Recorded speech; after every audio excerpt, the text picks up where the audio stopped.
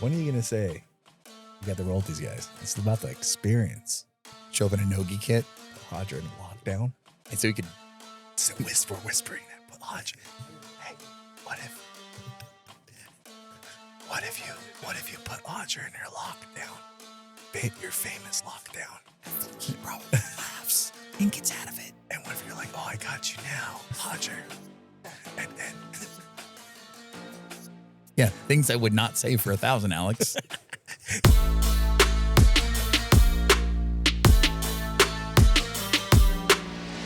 Ladies and gentlemen, welcome back to the BJJ Balance podcast, PGF edition. You still sound sexy. Yeah.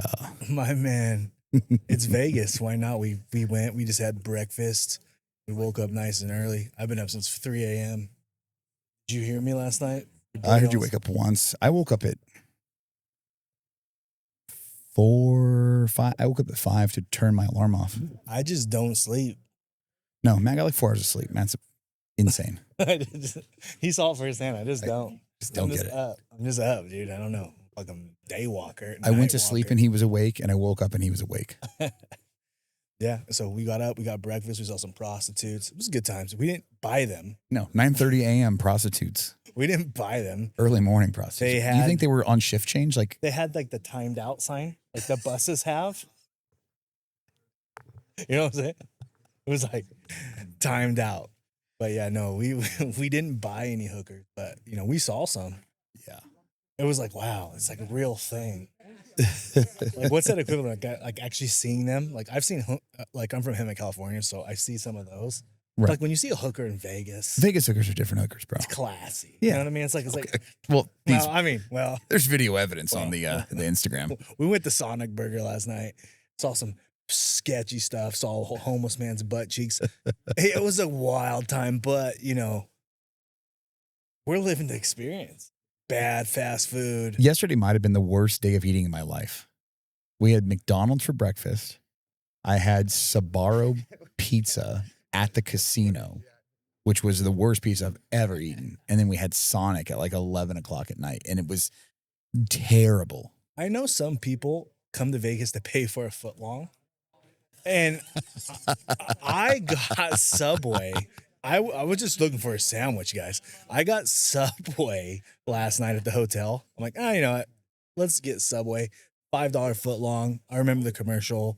Got real big on burgers and fries. Now I'm bad to a smaller size. He's John Henry. Anyway, so no idea what you're talking about. There's an old Subway commercial. So I was like, you know, I saw the Fuddruckers. I saw the pizza joint. I was like, you know what? Night one, let's not go crazy on the payments, right? I feel like you would have had a better meal eating from Baskin Robbins. What, $20 for a scoop of ice cream?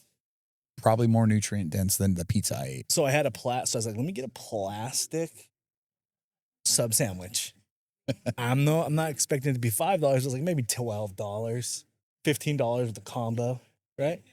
$20 for a roast beef sandwich, which, you know, my analogy is correct. Vegas is a place where you can, at a strip joint, get a steak for $3, but roast beef for $300.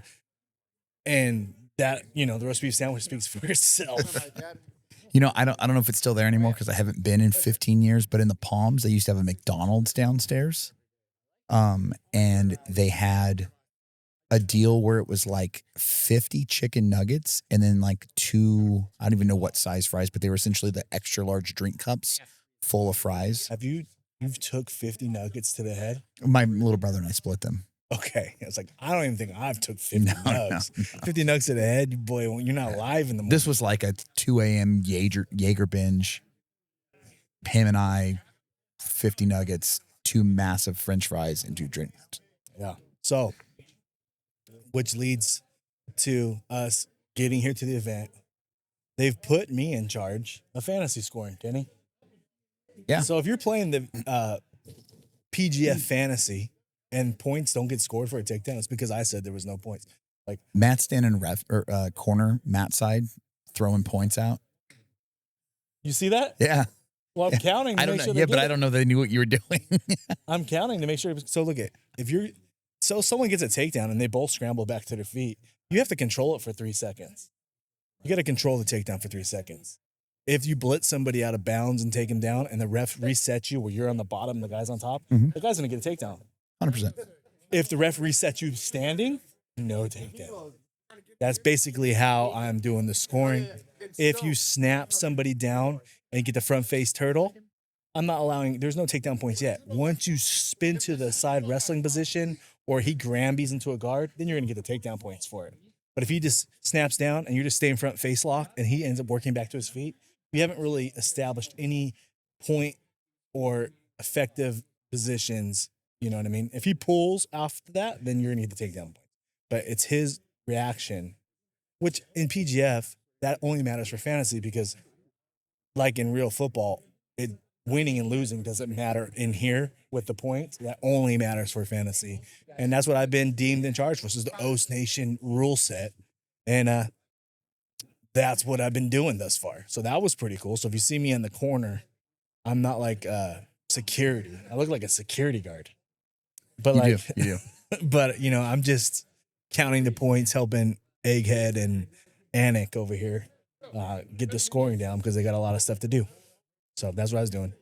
If you are one of the people, actually, this isn't going to be out. This is going to be YouTube exclusive, so never mind on that disclaimer. But the people that you hear in the background, we are surrounded by Vegas legends, rock stars, and absolute jiu-jitsu legends. Dean Lister just walked in. Casually Just walks in. We got Hodger Gracie behind us rolling, Jeff Glover, Sultan Bathory from Five Finger Death Punch. I know we've talked about this, on our lives, but there's a shocking amount of gis on the mat right now for a no-gi tournament. Guys, and we just went live on the IG. We had people shitting, absolutely shitting on the gi, which they always do. Gi is dead. Look at you working a no-gi event. Shout out you, Creamer Reamer.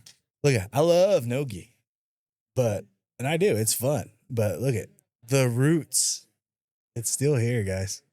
Still here. Hodger Gracie coming in with aura. Yeah. There's a glow around the man when he walks in the room. The air changes. Like when you walk, you have that baddest dude and a motherfucker in the room walk in. Everybody's just like, oh, yeah, whatever he wants to do. So like they're about to do team practice behind us. We're gonna be podcasting during it, which I think is pretty fucking cool. That BMAC allowed us to do this, and we'll be doing this every day. These short little mini pods. Yeah, we'll be doing them every day, and then posting them straight to YouTube exclusives. And then we might cut some of these interviews and make it into one podcast eventually. But these are just going to be YouTube exclusives for you guys. So what was the highlight of day one or night one of PGF for you? The highlight for me was, obviously it's Asari's ankle, right? Oh, yeah. I had 3 people text me, including my mom. Did you hear that? I'm like, yeah, I heard it. I was 10 feet away from it. When that shit popped, I was like, oh, we're here now. Yeah. And what's crazy is, Aiken and him are boys. They know each other. Right. They're friends. But when 100K is on the line, fuck your fucking sticks, dude. I'm snapping. Yeah. You know what I mean? It was. And like, jiu-jitsu is the only place you could beat up your friends 100%. And then shout out to Asari for going backstage after that match, wrapping both of his ankles and coming back out for a third and winning. I don't know the CBD company. Oh, no, it didn't. He didn't win. Draw. Yeah. I don't know the CBD company, but he put some CBD on back out there and was able to get back in the fight. It was a vet move. This was a vet move. He wrapped both ankles because he didn't want his opponent to know, or he didn't want to make it easy on them to know which ankle was hurt. Right. And then even in his interview, he pointed his ankle and he goes, but it's not that one, it's the other one. If I did my live stream about 20 minutes ago, and I gave my player of the game, and it was up to 2 peoples to me, and I was going to give it to Marcin, but I went Cam Hurd with it because I just think he really set the tempo, and every fight he had was entertaining. He was shooting takedowns. He was head to head. He was smashing. He hit a whizzer outside out here. Yeah. And someone's freaking head, you could just hear the head hit the cement. Yeah. And I'm like, this motherfucker's getting after it right now. So I want player of the game. I would like to see him get more kills, more breaks. But if you're looking at just pure, like putting a pace on, setting the tone night one for this is what you're going to have. And he even said that in his interview, like, this is night one. Yeah. I'm doing this All for week. 5 days. Yeah. He's like, and I don't know if you can have it. And we've seen some of the guys starting to break early. Yeah. They're gassed. But we saw Cam last season do it for 5 days. Yes, he can. I think if you're thinking cardio tank, you're thinking tanks. I'm thinking Cam Hurd and Dory Allen have the best tanks. Yeah. Dory, I don't even think the guy was sweating. No. I didn't see him sweat. I didn't see him breathe hard, not one single time. Dory, I said this in the text. You're like, Kenny's like, damn, Dory's not even tired. I said, Dory's got such good cardio. The man could go in 100 fucking person orgy and just chill. We wouldn't even lose a sweat, and he'd be there in the end. Just long stroking. I don't know. I don't know what Dory's working with. We're gonna assume. We're gonna assume. Checkmate guy. Checkmate guys are floor. Their floor is 6 inches. What are your takeaways from night one? Like, what were you like? Damn.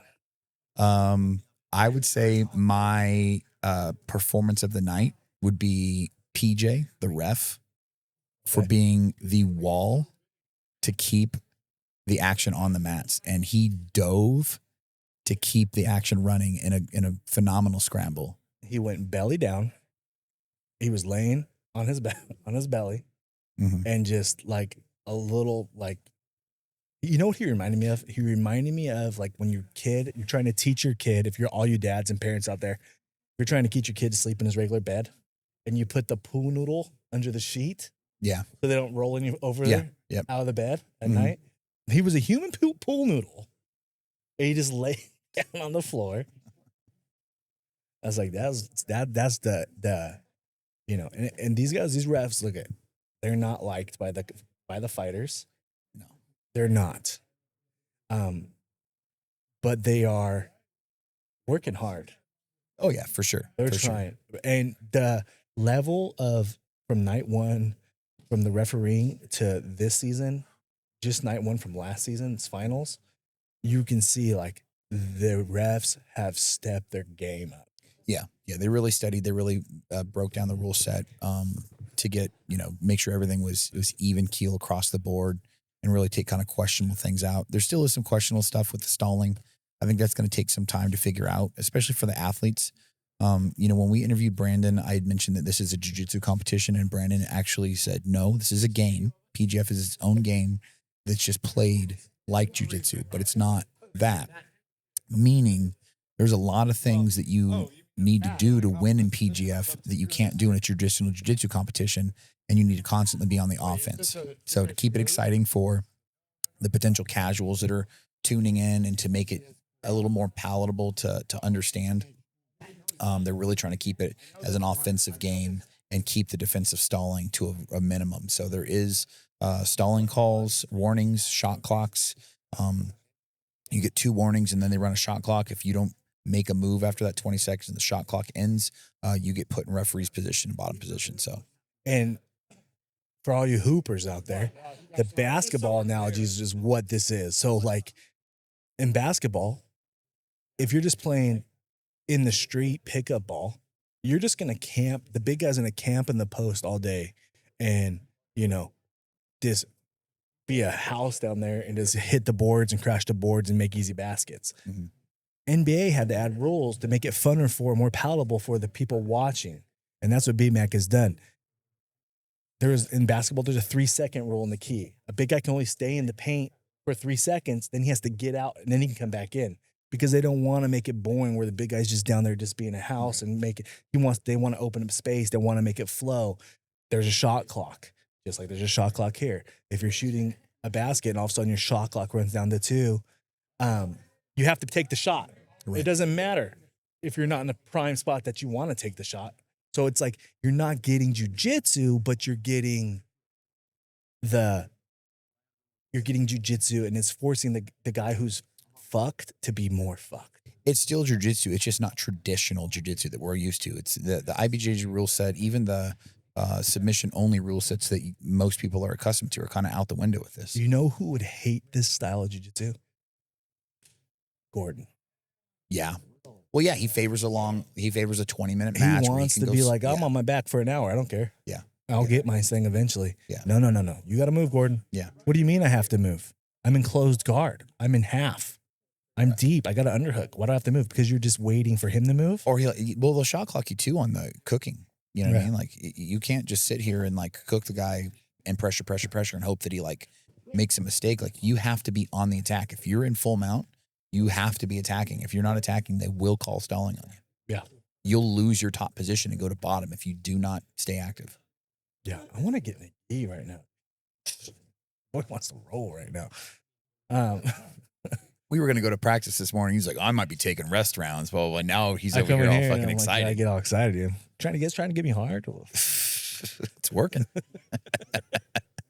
I'm in, dude. Jiu-jitsu is totally not gay. It's not gay at all, dude. I was talking to one of the guys on the couches, and he was like, what if they added blue belt rules where there was no foot locks? This a straight ankle lock is all you could do in the beginning. And I'm like, I get what you're saying, because that would force more smashing and more like, traditional, complete jiu-jitsu. Yeah. But I mean, the specialists are here. Right. You cannot take a specialist away from what they do, and whatever way they feel is best for them to get wins, for whether it's their team First Form, New Hope, right, whatever team they want to represent, and I feel like that's the best way I can win. That's the way they've got to get their W. Mm-hmm.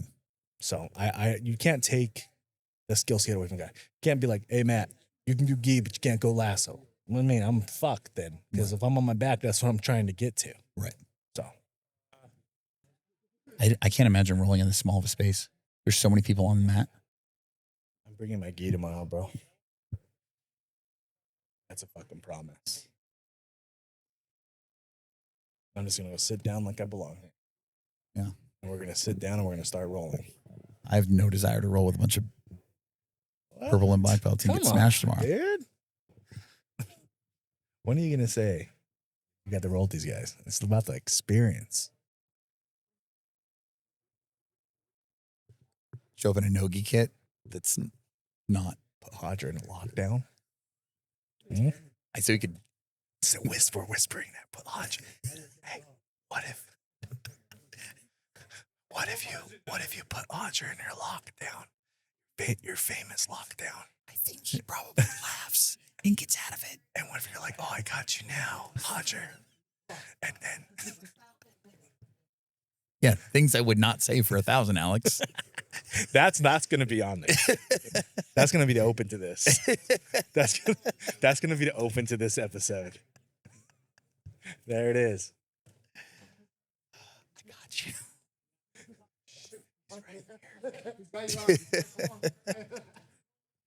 Right here. There's your headphones and mic. Ski time, baby.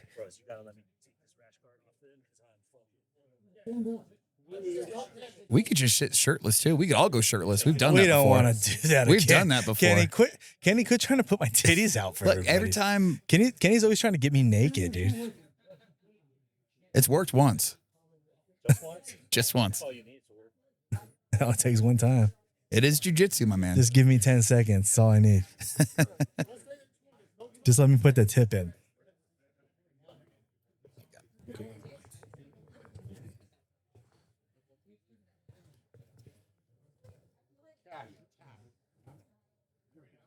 I got a big ass head, guys.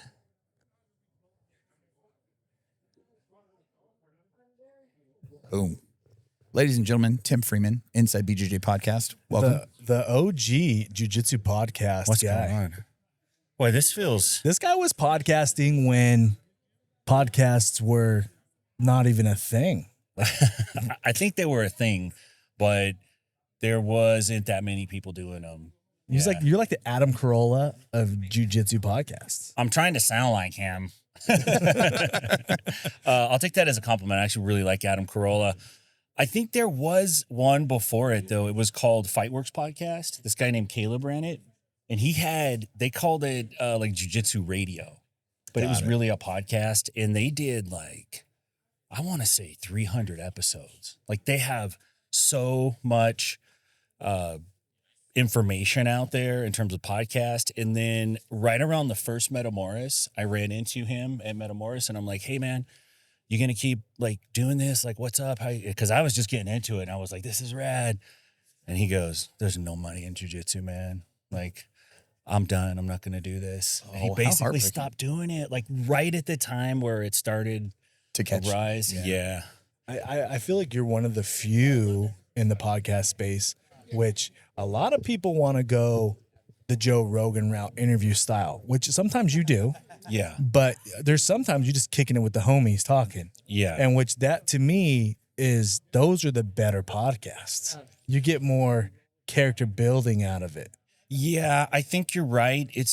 Those are funner to do because it's like, what are we going to talk about? I don't know. Let's just like spark the owl and put the headphones on and let's just start talking. Sometimes you get some good stuff, but then sometimes I have like 4 hours that I won't publish because it's just ridiculous. It's stuff that like, Those are the best though. I don't want to get arrested. You know what I mean? Yeah. It's too much. Yeah. It's like you guys have families and jobs and some of you are upstanding citizens, you know? There's been a few times I've went home and my wife's like, I'm like, God, I hope you don't listen to this one because I said some stuff about us that I shouldn't have said. About twice, Matt has texted me after the fact, hey, you got to cut this part out. How much editing do you guys do? Kenny? For an hour pod, I probably, because all the little shit I have to add in, the lower thirds and all that stuff, I'm spending maybe 2 hours in DaVinci doing it. That's not too bad though. No. Yeah. And then the clips was the time intensive portion of it, because I would basically render the audio, send him the audio. He's listening to it ahead of time, sending me timestamps. I'm going back in. Now Brandon's like, oh, use this video. Video AI. Yeah. Money.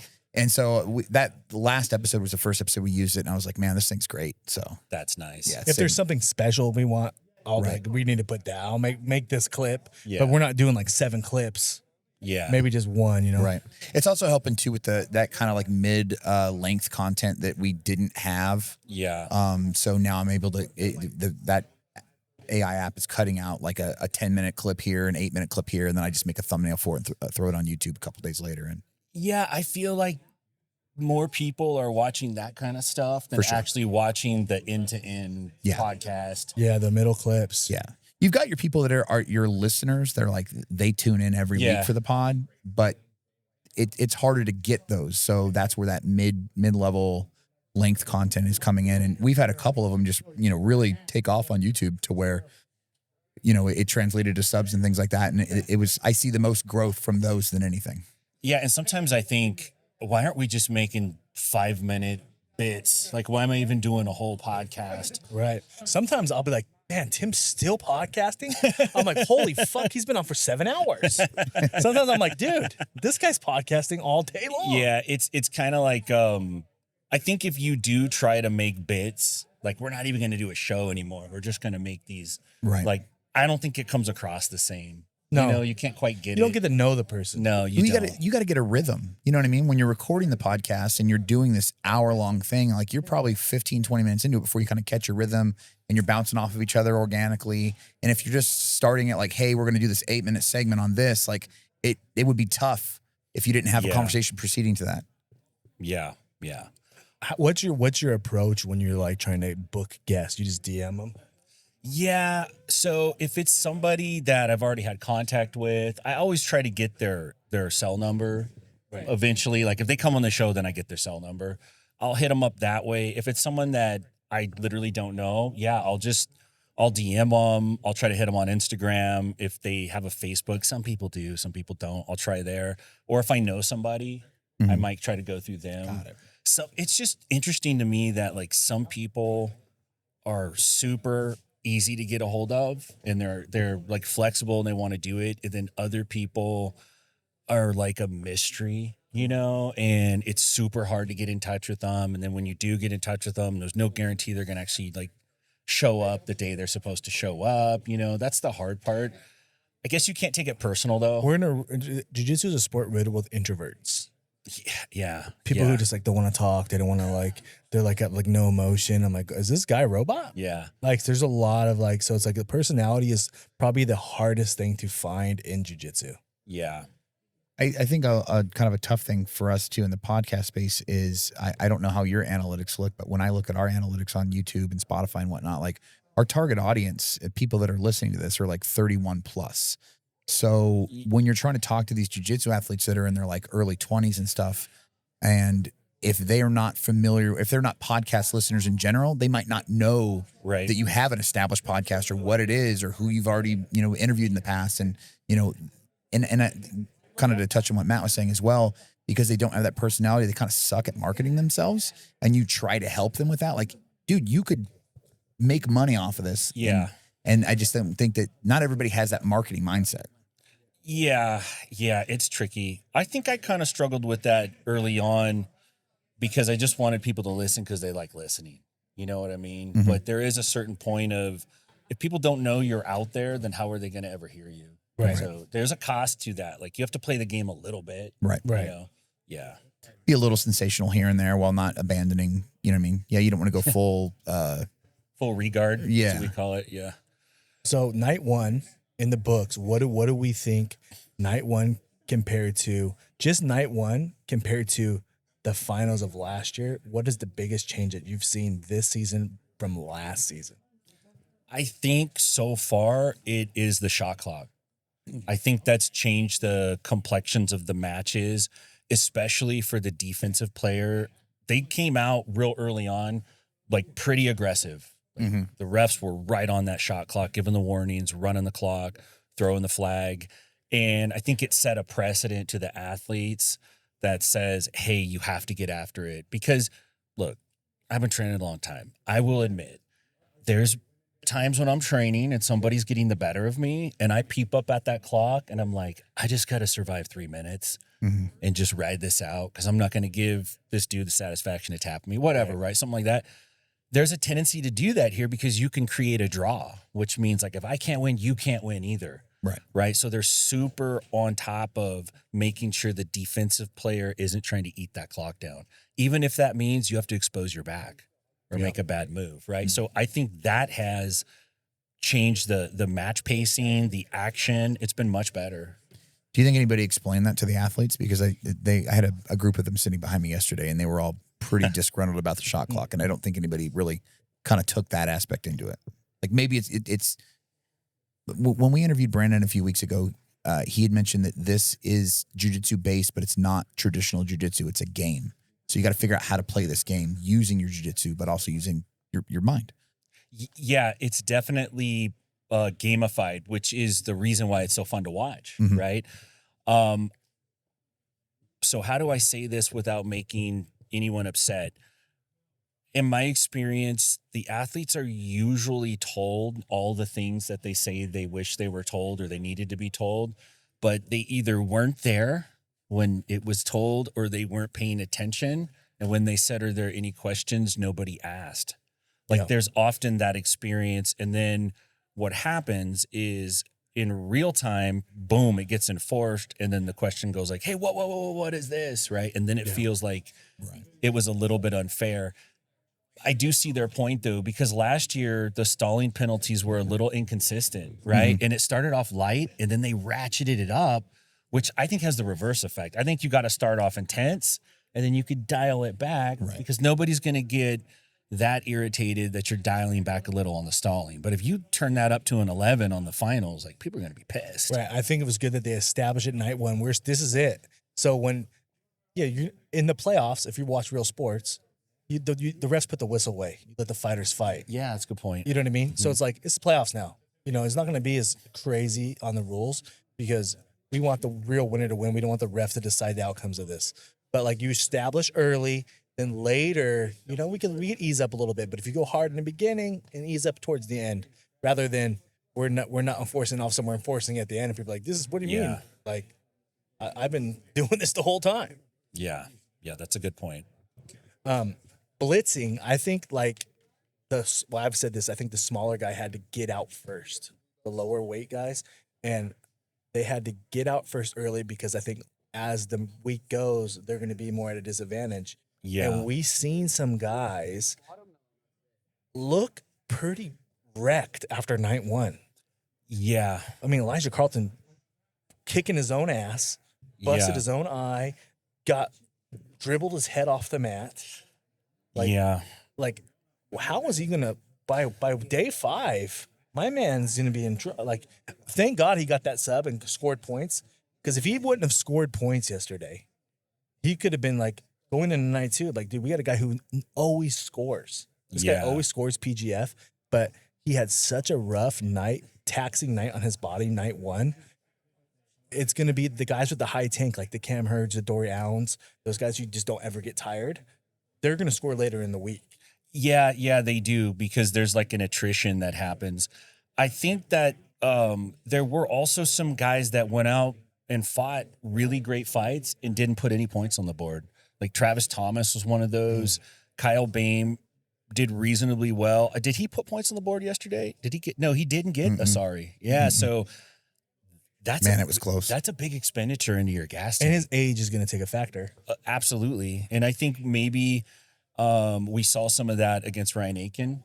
You know, like Ryan Aiken was able to pass. He was able to put a lot of pressure on Kyle, not taking anything away from Kyle. He's a And then freaking beast. Kamoy got into the truck in one of his fights. Yeah, he did. And he gassed himself. Yeah.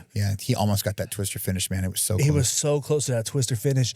And when he didn't get it, you could just see it was like, dude, I am burnt out.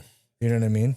It's a real grind. I think that the endurance aspect of the PGF is what makes it super unique, in my opinion. Like, I think that it's almost like the Mount Everest of jiu-jitsu. You know, like I've done all these cool things. Yeah, but have you won PGF? Because that is a hell week. Every one of our listeners here has competed most likely at least once. And you're like, wow, what's jiu-jitsu like when you compete rather than when you roll in the training room? The next day after competition, you're like, dude, I'm pretty smoked. My back hurts, my knee hurts, I'm sore, my neck is sore. I won gold. Why am I sore? Imagine that, and then say, hey, we're doing it again today. And but the next at day. the highest level. And the next day. But then at the highest level of guys. Right. And what about the guys, like, for instance, Brad Schneider lost all 3 matches to submission.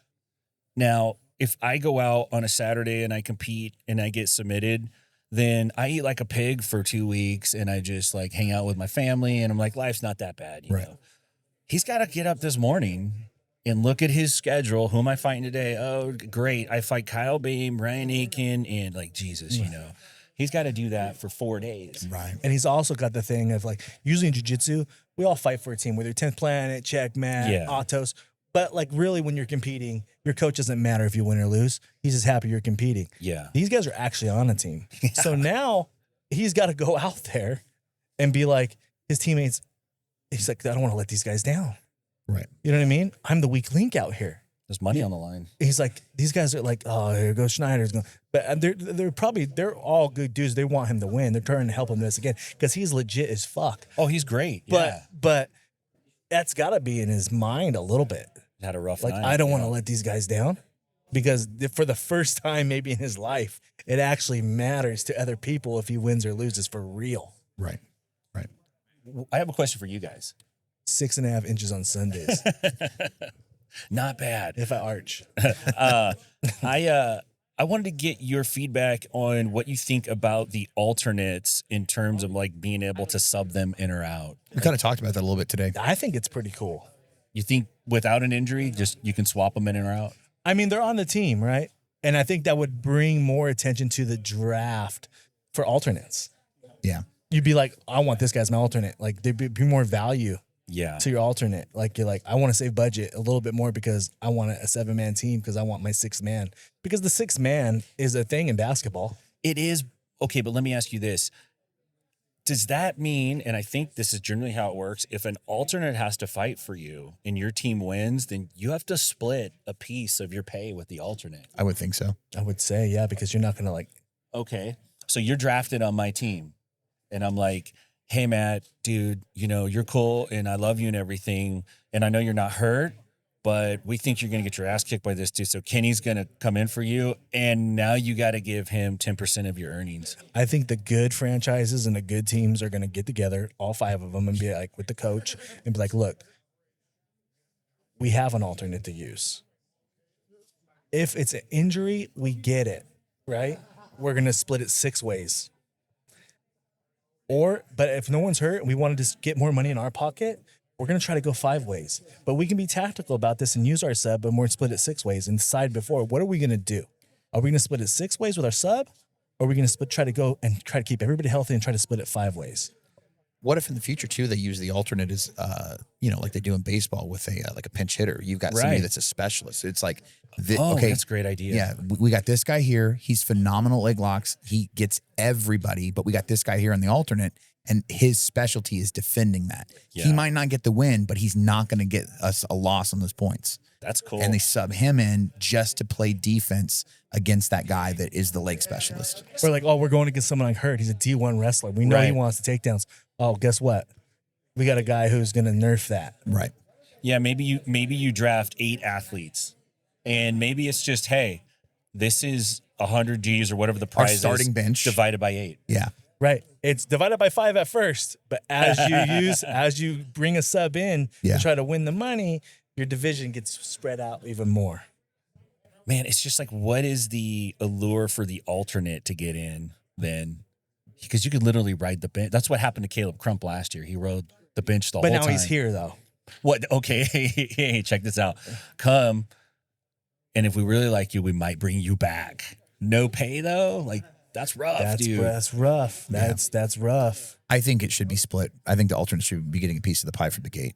They should be getting like an entry level fee. Like, you know how like in pro sports they get like the league minimum. League minimum. Okay. They're not part. They're their own separate thing. They don't get involved in the big money unless we take fan donations. Get in like GoFundMe's. These athletes are paid by you, the viewers. Next thing you know, they're paid more than just to make a statement. I want to be a bench guy. These Frank guys are Jones making gave big. him 300 G's. Yeah, that's wild.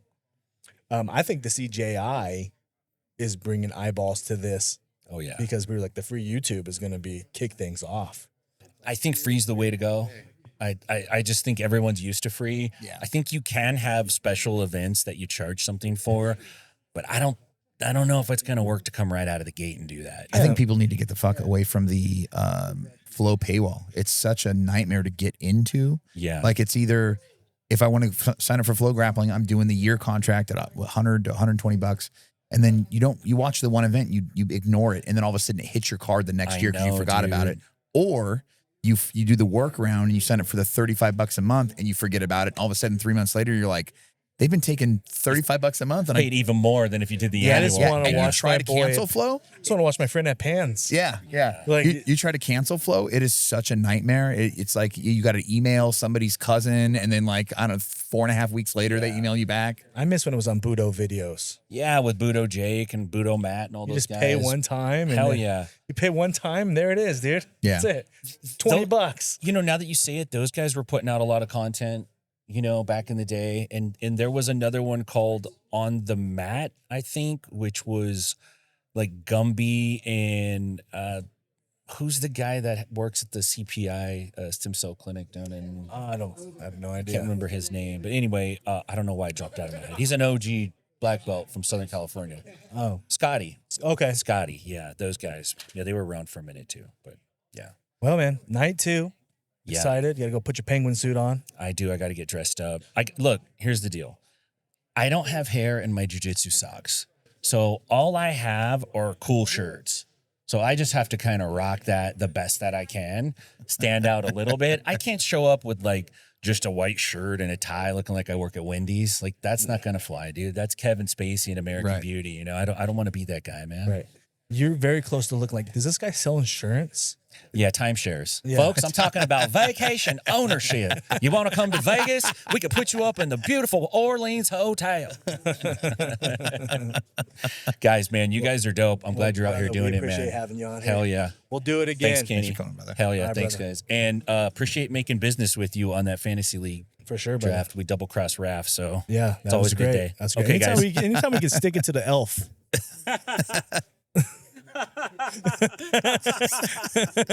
That's wrong. I didn't laugh at that. Well, guy, hey Kenny, you think what I'm thinking? Aim for the bushes, brother. Aim for the bushes. My name is Matt at Freak Party BJ. Follow Inside BJJ on Instagram at Freak Party BJJ. We'll be posting this one to YouTube today. We might split up like the rules, a couple parts for clips, but other than that, we're gonna get this all week. I appreciate you guys. Follow us to Discord, all that good stuff. Day 1 in the books. We'll see you guys tomorrow. Have a good one. Oh.